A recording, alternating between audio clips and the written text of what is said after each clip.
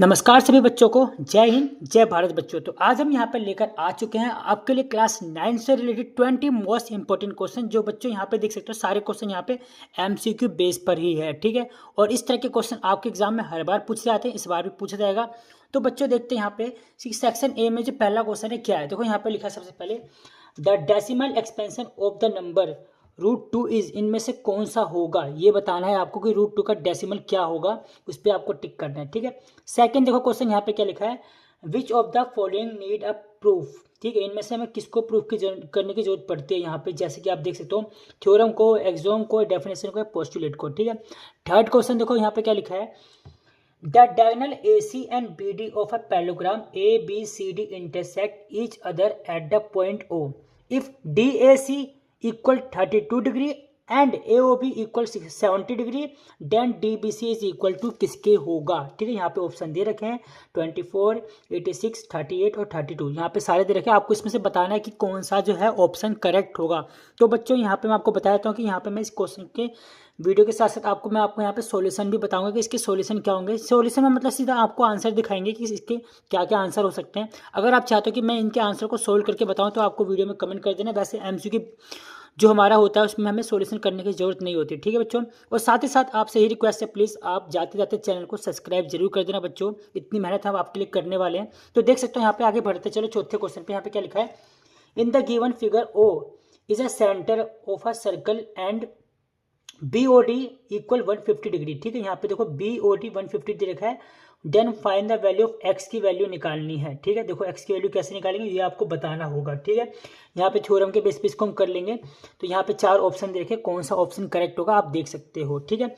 अब यहाँ पे हम बढ़ते हैं भाई फिफ्थ क्वेश्चन के अंदर, देखो ठीक है।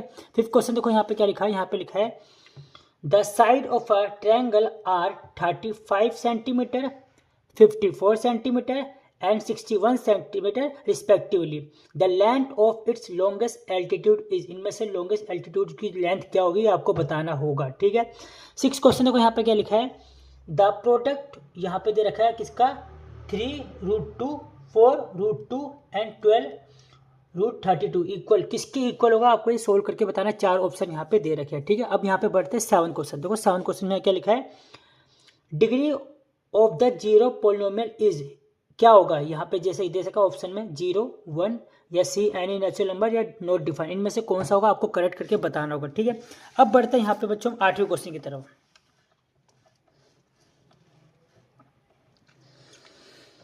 तो यहाँ पे देख सकते हो 8वां क्वेश्चन क्या है, the complementary angle of 65 is, यहाँ कॉम्प्लीमेंट्री में एंगल बताना होगा, ठीक है। 9 क्वेश्चन देखो यहाँ पे क्या लिखा है, in triangle ABC and PQR, triangle है 2 जहां पे हमें AB equal to AC and C equal to P and B equal to Q है।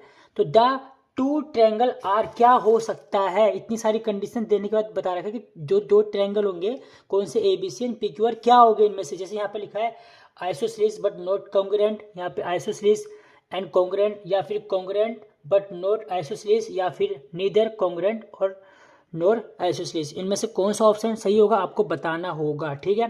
10th क्वेश्चन देखो यहाँ पे क्या लिखा है, यहाँ पे लिखा है the volume of a hemisphere is, ठीक है भाई हर बार आता है इस बार भी पूछेगा। The volume of hemisphere is 19404 centimetre cube, the total surface area of the hemisphere is, क्या होगा, ठीक है। तो यहाँ पे उसके ऑप्शन दे रखे आपको बताना होगा कौन सा करेक्ट होगा, ठीक है। तो देखो यहाँ पे 11वां क्वेश्चन क्या लिखा है, यहाँ पे लिखा है in a histograph which of the following is a proportional in the frequency of the corresponding classes, ठीक है। क्या होगा यहाँ पे, एरिया ऑफ रेक्टेंगल या लेंथ ऑफ अ रेक्टेंगल या विड्थ ऑफ द रेक्टेंगल या फिर पेरीमीटर ऑफ द रेक्टेंगल, इनमें से कौन सा होगा आपको बताना होगा, ठीक है। अगर देखो यहाँ पे 12 क्वेश्चन देखो यहाँ पे करते हैं पढ़ते हैं यहाँ पे क्या लिखा है। तो 12 क्वेश्चन कुछ इस तरह से यहाँ पे दे रखा है पूरा। तो यहाँ पे लिखा है this is a picture of a gas balloon fill with the, कौन सी गैस की, हीलियम गैस से फिल हो रखा है, ठीक है, ये बता दिया। आगे क्या लिखा है, this balloon has 18 face that are a square in a shape and 8 equilateral face that are the, यहाँ पे लिखा है ट्रायंगुलर, ठीक है। Which of the following is a net of the balloon, इनमें से कौन सा बैलून का बता रहा है कि फिगर होगा सही, ठीक है। अगर यहाँ पे 18 फेस है और 18 इक्विलेटरल फेस है यहाँ पे किसके, ट्रायंगुलर के, तो कौन सा इसमें से करेक्ट होगा ये आपको बताना होगा बच्चों, ठीक है। तो इसका आंसर जो है आपको दिखा देंगे। बढ़ते हैं यहाँ पे 13 क्वेश्चन की तरफ।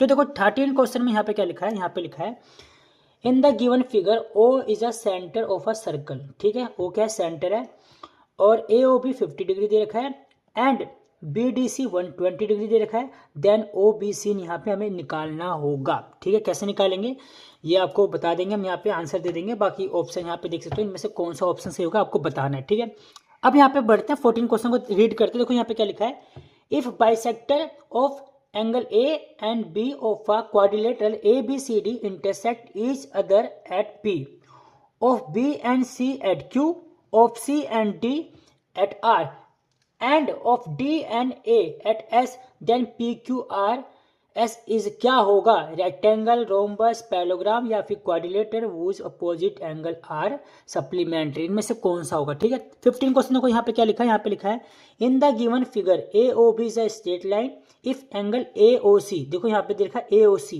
कहाँ है ए ओ सी दे रखा है हमें 3x - 10, सी ओ डी कितना दे रखा है 50 एंड ये दे रखा है x + 20। देन ए ओ सी निकालना। बच्चों हम क्या करेंगे, इन तीनों को एक साथ लिख लेंगे, 3x - 10 + 50 + x + 20 = 180 करके सोल्व करोगे तो आपका आंसर बिल्कुल इसमें से आ जाएगा, बिल्कुल करेक्ट। ठीक है, अब यहाँ पे बढ़ते हैं नेक्स्ट क्वेश्चन की तरफ। 16 क्वेश्चन देखो यहाँ पे क्या लिखा है, it is known that if x + y = 10 है, then x + y + z = 10 + z है। The Euclid exome that illustrate the statement is, इनमें से कौन सा सही होगा। जैसे यहाँ लिखा first exome, second exome, third exome या फिर फोर्थ एक्सोम, इनमें से कौन सा करेक्ट होगा हमें ये बताना है। ठीक है, 17 क्वेश्चन देखो यहाँ पे क्या लिखा है, यहाँ पे लिखा पॉइंट, यहाँ पे दे रखा है पॉइंट में दे रखा है 0 n - 7 लाई कौन से क्वाड्रेंट में या कहाँ पे लाई करता है। तो ए ऑप्शन है ऑन द एक्स एक्सिस या फिर बी है इन द सेकंड क्वाड्रेंट, सी यहाँ पर है ऑन द वाई एक्सिस या फिर डी है इन द फोर्थ क्वाड्रेंट। भाई अगर आप ग्राफ पे चेक करोगे, अगर आपको ये चैप्टर अच्छे से आता है तो आप बता सकते हो कि ये कहाँ पर लाई करता है, कौन से क्वाड्रेंट में आएगा। ठीक है, 18 क्वेश्चन देखो यहाँ पे क्या लिखा है, if x + 2 is a factor of g x, यहाँ पे दे रखा है कितना equal 3x² + x - k, then value of k will be, इनमें से k की वैल्यू क्या होगी ये देख सकते हो यहाँ पे, इसको आपको टिक करना है। ठीक है, अब यहाँ पे बचे आपके दो क्वेश्चन, यहाँ पे 19-20 आपका है रीजन एंड असेसन वाले क्वेश्चन है, इसको आप बच्चों पढ़ लेना। अब यहाँ पे हम आपके लिए लेकर आते हैं सॉल्यूशन इस वीडियो की। तो बच्चों आई होप आपको वीडियो बहुत पसंद आई होगी। तो जाते जाते यही कहूँगा कि अगर आपको वीडियो अच्छी लगी तो भाई सबसे पहले चैनल को सब्सक्राइब कर देना है, क्योंकि चैनल अगर आप सब्सक्राइब करोगे तो हमें मोटिवेशन मिलेगा और हम और भी अच्छी अच्छी वीडियो आपके लिए लाते रहेंगे। ठीक है, जय हिंद, जय भारत।